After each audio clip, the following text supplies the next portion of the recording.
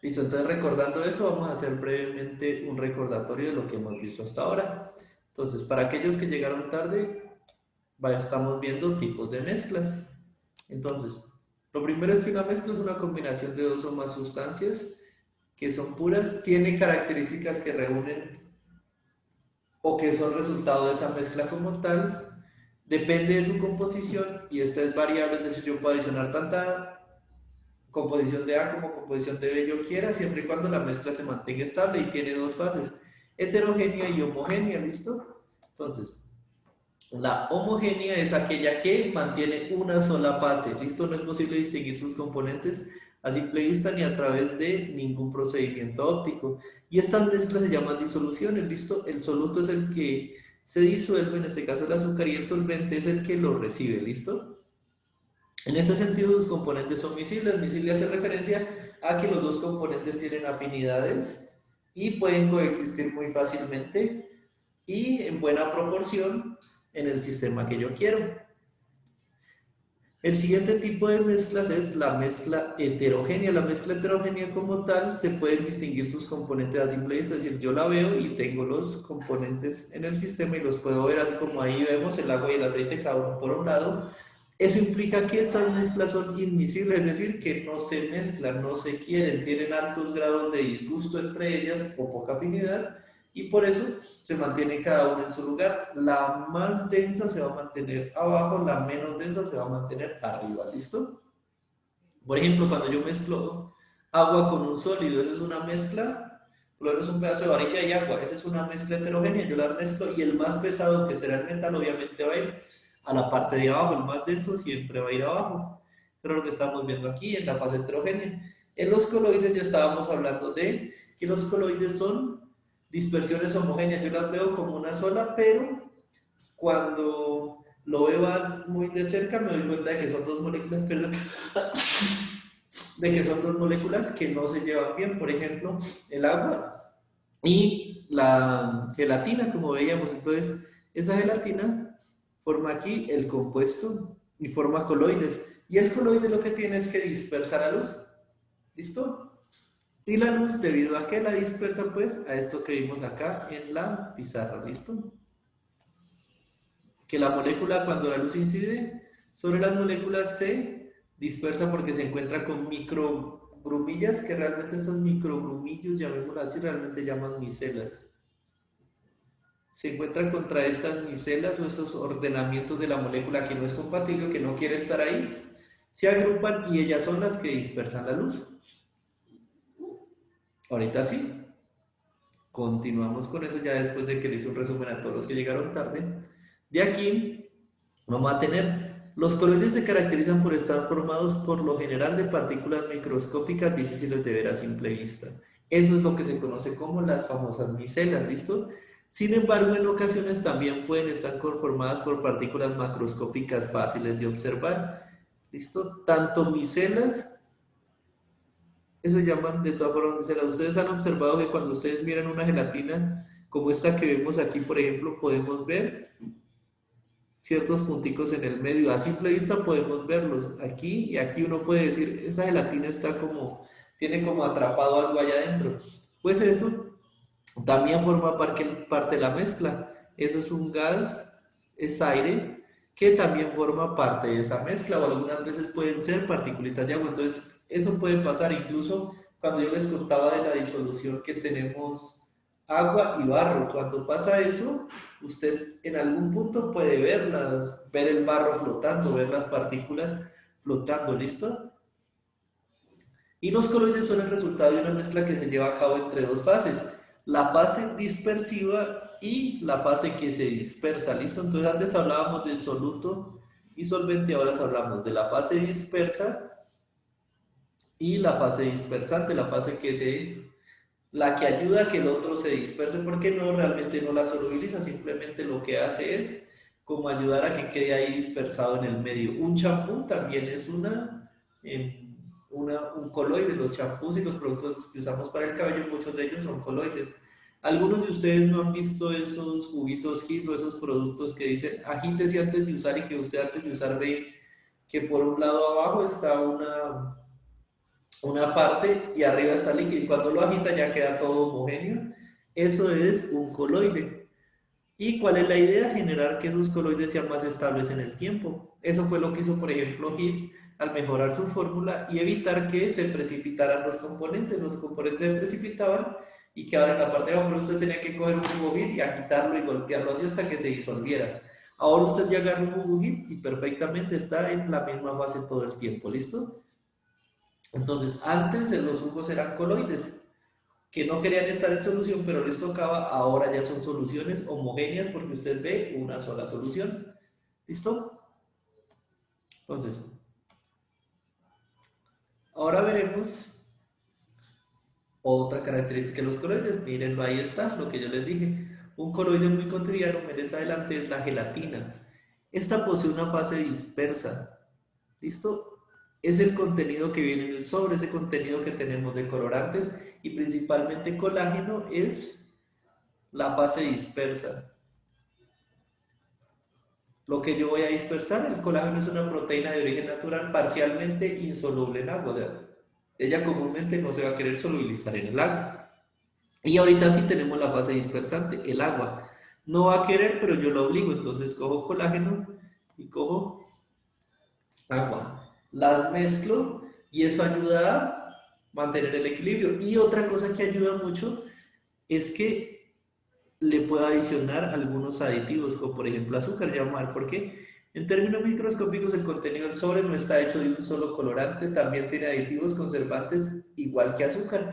Cuando yo adiciono moléculas que ayudan a intermediar entre el agua y la sustancia, por lo menos el azúcar, ¿qué hace el azúcar? El azúcar es afín con esta y es afín con esta. Entonces, es como cuando usted no se lleva bien con alguien, pero tienen un amigo en común. Y entonces, por alguna razón, ustedes logran tener una conversación con esa persona que no les cae bien, pero es porque su amigo en común está intercediendo entre ustedes.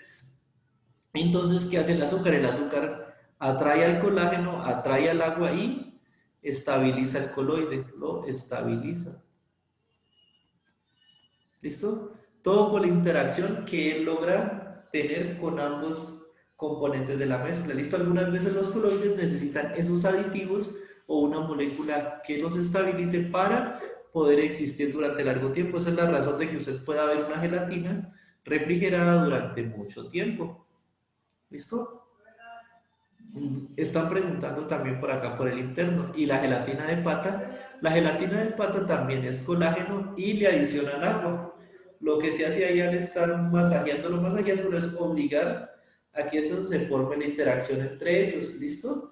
Y cuando se forma, ya después de eso, usted la coloca en harina para sellar la parte exterior que no se agregue con otras sustancias, que no se pegue porque es muy pegajoso. Y usted crea una masa que también es un coloide, tiene agua, tiene colágeno, tiene azúcar y tiene harina. Entonces todos ellos coexisten en un solo sistema. Y en ese caso es un coloide, pero del tipo sólido. ¿Listo? O sea, puedo tener coloides sólidos, líquidos y gaseosos. El gaseoso, hay un coloide muy importante a nivel gaseoso y es el aire, ¿listo? El aire que respiramos muchas veces se puede ver un coloide, por ejemplo, con la contaminación, donde ustedes pueden ver cuando queman algo, pueden ver humo. El humo, de cierta forma, es un coloide y también dispersa la luz. ¿Listo? Esa es la principal característica de ellos. Acá tenemos otro, la albúmina del huevo, que se encuentra en la clara, también es un coloide, ya que los aminoácidos de la proteína inmerso en esta son los componentes de la misma clara. Es decir, esa partecita, la parte blanca, tiene muchas sustancias disueltas y por eso cuando usted la coloca a freír, por ejemplo, usted ve que va pasando de color blanco a diferentes tonalidades, que algunas veces uno le queda unas partitas más claras, otras más oscuras, es porque esas partecitas son de diferente composición. ¿Listo? Esos son los coloides. Ahorita lo importante es que las mezclas se pueden separar, ¿listo? Aquí ya a ustedes les tocaría entrar a la evaluación de la actividad, pero les voy a dar un adelanto que me emocioné y quiero que lo sepan. Las mezclas ustedes las pueden separar. Entonces, ¿cuál es la principal característica de una mezcla? Que tiene dos o más componentes, el A y el B. Y mediante un proceso físico usted las va a poder separar en A y en B. Un proceso físico fácil, por ejemplo, es cuando usted tiene agua y arena. Entonces tiene una fase sólida y una fase líquida. ¿Cuál es el proceso físico que vamos a usar? Filtrar. O pasarla por un colador. Usted la pasa por un colador. Es el proceso de pasar una sustancia. Tengo una membrana y el proceso de pasar una sustancia a través de la membrana para que ciertas partículas se queden atrapadas en la membrana se conoce como filtración. Entonces, ese es uno de ellos. Yo puedo filtrar y separar en A y separar en B. ¿Listo? También puedo hacer, también es muy parecido a eso, pero es cuando tengo dos sustancias sólidas. Yo puedo hacer algo parecido a la filtración, pero me van a decir esto, ustedes van a observar esto. Esto no se llama filtración, sino que suponga que ustedes tienen una arena y ustedes han visto a los señores con la arena cuando están tamizándola, cuando están pasándola por esa malla que ellos trabajan. En esa malla, ¿qué pasa? Por aquí abajo pasa una sustancia sólida, pero las partículas más grandes se quedan atrapadas en ese sistema. Entonces aquí tengo un sólido más grande y acá tengo un sólido más pequeño. Eso se llama tamizado. ¿Listo? Y tamizar es un proceso físico. Simplemente coloco en una malla y empiezo a agitar o en un colador. ¿Qué me permite el tamizar? Me permite separar es por tamaños. Separo por tamaños. Algo que al principio era una mezcla de dos sólidos, ahorita lo puedo yo separar en A y en B de forma física, no necesito ponerme con artilugios especializados, ¿listo? Pues tengo que tener la mallita, que es lo principal. Ahora hay otros que también podemos, que ya son un poquito más especializados y que nosotros podemos tener. Y algunos dependerán del tiempo, incluso, por ejemplo, supongan que ustedes tienen una mezcla de un líquido con un sólido, están dispersos ahí, ellos dos no se llevan muy bien. Hay algo que se llama levigación o levigación, creo que se llama tal, le pueden decir también, pero el arte consiste básicamente en dejar esto en reposo.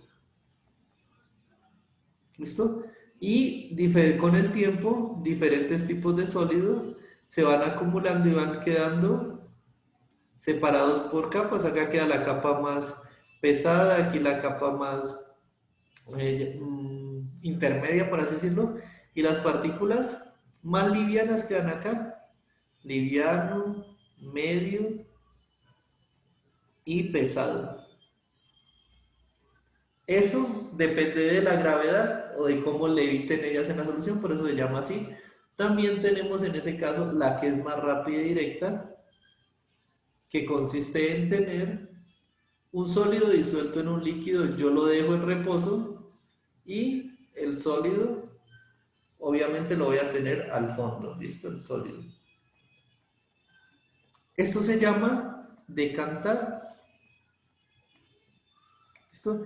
Y así podemos nosotros ir observando que hay procesos de separación de las mezclas. Ahora, esas son las fáciles, sólido, líquido, ¿listo? Tengo un sólido disuelto en un líquido. ¿Qué va a pasar cuando tengo dos líquidos? No tengo forma de separarlos. Ahí sí poseo problemas, pero no es tan difícil. ¿Por qué? Porque aquí vamos a usar algo que ya hemos visto antes, que se llama puntos de fusión y puntos de ebullición. El punto de fusión es el estado en el cual pasa de líquido a sólido, ¿cierto? O viceversa, o de sólido a líquido. Y el punto de ebullición es en el cual yo voy a pasar de líquido a gaseoso. O viceversa, o al contrario, ¿listo? Entonces, ¿yo qué voy a hacer? Cada sustancia va a tener un punto de fusión y un punto de ebullición característicos, no todas tienen la misma capacidad. Entonces, cuando yo tenga mi mezcla, esta va a tener un punto de fusión 1 y esta va a tener un punto de fusión 2. Entonces, supongan que F1 es menor que F2, es decir, estos son por lo menos 2 grados centígrados y estos son 15 grados, supongamos. Entonces, yo empiezo a enfriar este sistema, lo empiezo a congelar. Cuando yo llegue a los 2 grados centígrados,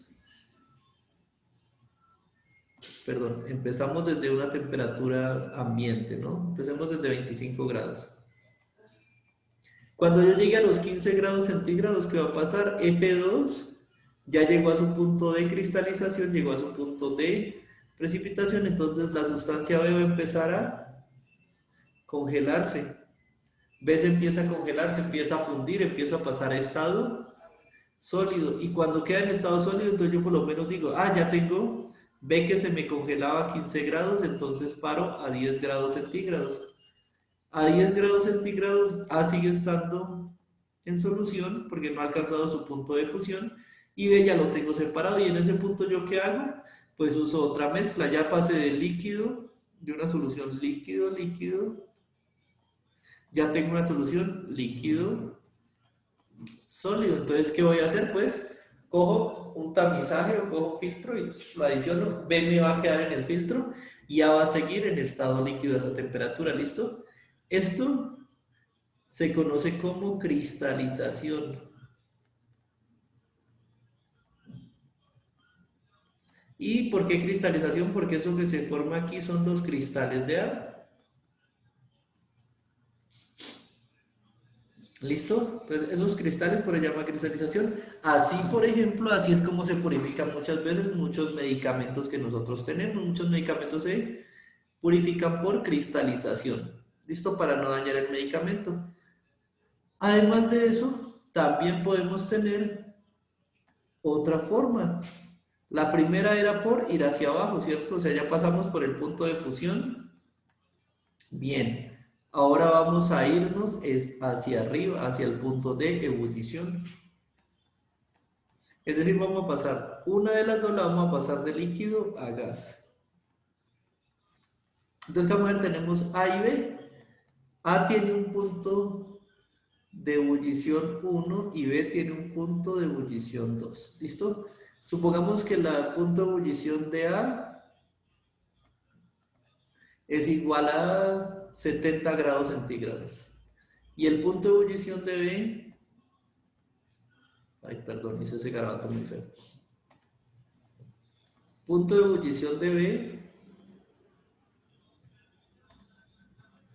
es de 100 grados centígrados, ¿listo? Entonces yo empiezo en el proceso contrario, la empiezo a calentar, ¿listo? Cuando yo llego y lo caliento, sí.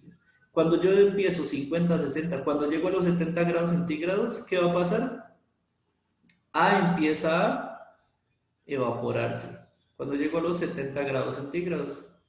Entonces, si yo fijo la temperatura, supongamos en 80 grados centígrados, ¿qué va a pasar? Después de cierto tiempo, en ese sistema, B me va a quedar por aquí, calientico, pero aún no ha alcanzado su punto de ebullición, entonces B queda por aquí en estado líquido y A se me convierte en su fase de gas. ¿Listo?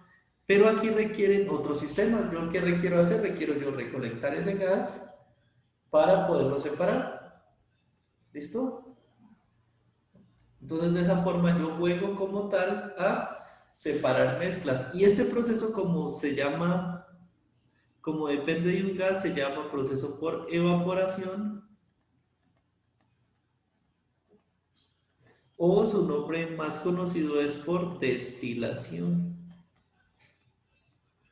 Y todos ya sabemos la destilación, cuál es el principal ejemplo. El principal ejemplo de la destilación es la producción de licores, donde yo tengo una mezcla de agua y etanol, y lo que hago yo es que el etanol evapora más rápido, entonces yo saco ese etanol y mediante un sistema que se conoce como condensador, en el cual lo enfrío, lo separo de la mezcla. Y eso que tengo acá, lo que separa la mezcla, lo que me gotea aquí, es decir, aquí va el gas, gas, gas, se enfría, entonces paso otra vez al líquido.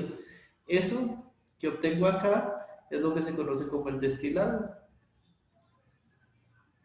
Y es el que empleamos comúnmente como licor. ¿Listo? Entonces, esos son los destilados. Y así podemos nosotros separar mezclas líquidas. De esa forma, podemos obtener cada uno de sus componentes. Ah, que si tengo más, que si tengo 3 o 4, listo. La principal característica es que usted cuando tenga otro componente, siempre tenga un punto D, perdón, voy a poner aquí el componente C, tenga el componente C, por ejemplo. La idea es que cada uno tenga un punto de ebullición o una propiedad que lo diferencie de otra. Si quieres separar una mezcla de 3 sólidos, los 3 tienen que tener tamaños diferentes. ¿Quieres separar una mezcla de 3 líquidos? Los 3 tienen que tener puntos de fusión o ebullición diferentes, ¿listo? Y usted puede usar o los baja o los congela, o los sube y los evapora y los recupera cada uno de ellos, ¿listo? Ya es función de qué quiere cada uno de ustedes atrapar con el sistema, ¿listo, muchachos? Hasta ahí creo yo que está todo muy... Aquí que ustedes vayan acá, realicen la actividad, solo es para que reconozcan los tipos de mezcla, cuál es una homogénea, cuál es una heterogénea, cuál puede ser un coloide. Realizan la actividad y la suben acá, ¿listo? Y antes de que nos corten, recuerden que la idea es que